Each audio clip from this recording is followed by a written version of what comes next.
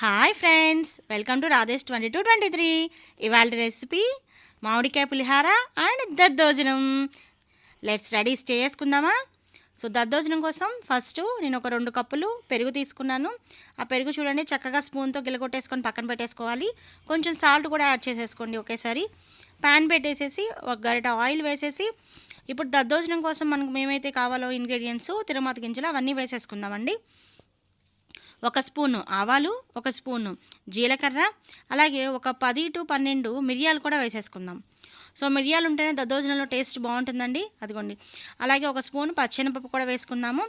So మిరియాల టేస్టే మనకు దద్దోజనంలో టేస్ట్ వచ్చేది మనకు మిరియాల నుంచి. ఇవన్నీ కూడా వేసేసేసి సిమ్ మీద పెట్టుకొని అవి మొత్తం ఏగనివ్వాలండి. అలాగే ఎండుమిర్చి తుంచేసేసుకుందాము. కరివేపాకు కూడా వేసుకొని మీడియం ఫ్లేమ్లోనే వాటిని వేయించుకోవాలి. దద్దోజనం అనేది మనం ఇక్కడ పెరుగు యాడ్ చేస్తాము. పెరుగులో చాలా ప్రోటీన్ ఉంటుంది. పిల్లలు ఎవరైతే పెరుగు తినకుండా పెరుగు మజ్జిగ వాడరో, ఒట్టి పెరుగు తినాలని ఇష్టపడరో అలాంటి వాళ్ళకి ఇలా దద్దోజనం చేసి పెడితే వాళ్ళు చాలా ఇష్టంగా తింటారు.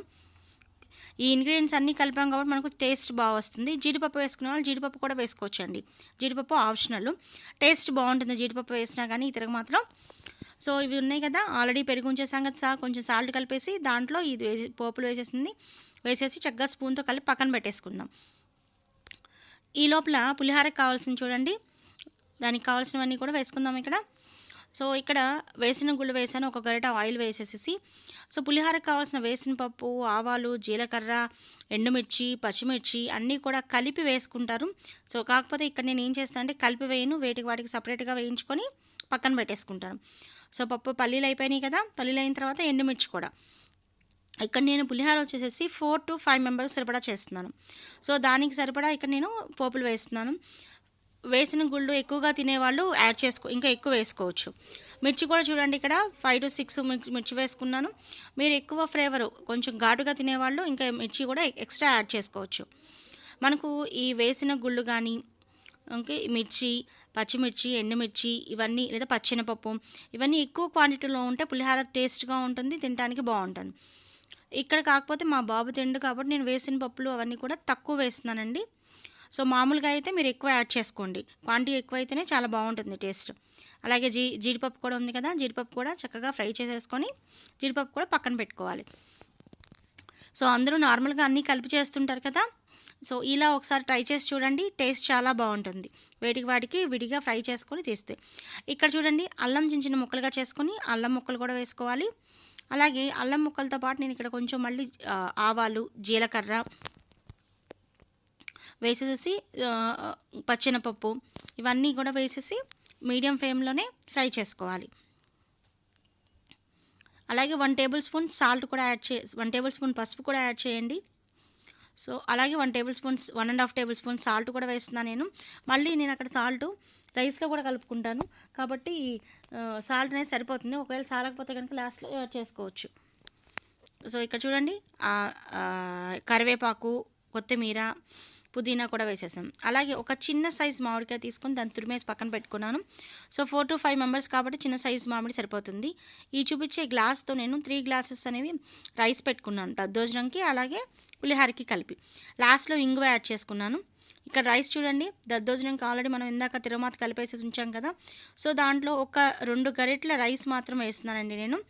ఎందుకంటే దద్దోజనం పులిహార ఎక్కువ తింటాము, దద్దోజనం కొంచెమే తింటాం కాబట్టి ఒక 2 గరిటెల వరకు దద్దోజనానికి నేను యూజ్ చేస్తున్నాను. రిమైనింగ్ రైస్ వచ్చేసేసి మనం ఇక్కడ చూపిస్తున్నాం కదా, బేషన్ తీసుకున్నాను. ఆ బేషన్లో వచ్చేసేసి మనకు రైస్ వేసి చల్లార్చుకోవాలి. సో ఆ బేషన్లో చూడండి రిమైనింగ్ రైస్ అంతా కోసం వేసి రైస్ని చల్లార్చి పక్కన పెట్టుకుంటాను. పులిహారకు వచ్చేటప్పటికి మనకు మెతుకు అనేది మెత్తగా ఉండకూడదు. సో అందుకని చెప్పి ఏం చేస్తారంటే ఒక గరిట ఆయిల్ వేస్తే మనకేమవుతుందంటే కొంచెం అన్నం బిగుసుకుంటుంది. అందుకని మనకేమవుతుందంటే పొడిగా వస్తుంది. పులిహార రైస్ పొడిగా ఉండాలి, తడిగా ఉండకూడదు, మెత్తగా ఉండకూడదు, మరీ మెత్తగా ఉండకూడదు. అందుకని చెప్పి ఆయిల్ యాడ్ చేశాను. అలాగే 1 table spoon salt, 1 table spoon పసుపు అన్నీ పసుపు వేసేసి కరివేపాకు చూడండి ఇక్కడ కరివేపాకు వచ్చేసేసి మనం ఫ్రై చేయకుండా పచ్చి కరివేపాకుని చక్కగా కరివేపాకు రెమ్మ తీసుకొని కడిగేసి శుభ్రంగా కరివేపాకు కలుపుకుంటే ఆ టేస్ట్ సూపర్గా ఉంటుంది. సో అందుకని ఇది కూడా ట్రై చేయండి. అలాగే చూడండి మొత్తం ఆ పసుపు, ఉప్పు అన్నీ కూడా మనకు మొత్తం రైస్ మొత్తాన్ని కలిపేటట్టుగా కలుపుకోవాలి. దద్దోజనమైనా పులిహారైనా ఏదైనా కానీ మనం ఎలాగ దాన్ని పదార్థాలను ఎలా కలుపుతున్నాము అనే దాన్ని బట్టి టేస్ట్ అనేది వస్తుందండి. ఇక్కడ చూడండి, మొత్తం బేషన్ తిప్పుకుంటూ చక్కగా ఈవెన్గా మొత్తం అన్నీ కూడా కలిసేటట్టుగా మనం కలుపుకోవాలి.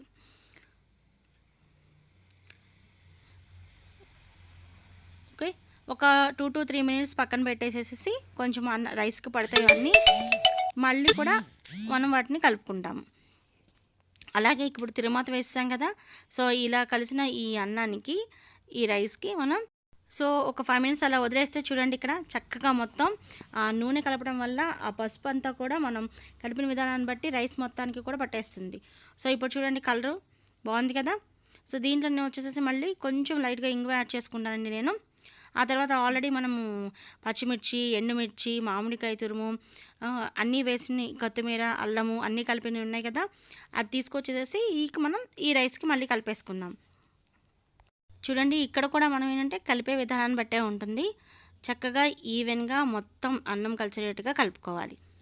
సో మామిడికాయ పులిహోర అంటే మనకు సి విటమిన్ కదండి. మామిడికాయ చాలా మంచిది.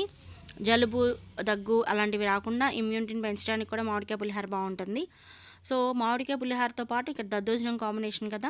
చింతపండు అయితే కనుక మనకు అనేది వేడి చేస్తుంది. అదే మామిడికాయ కానీ లెమన్ కానీ అయితే ఎటువంటి వేడి చేయదు. సో ఇవాల్టి పులిహోర దద్దోజనం రెసిపీ మీ అందరికీ నచ్చింది అనుకుంటున్నాం. Please like, share and subscribe. Bell icon click చేయండి.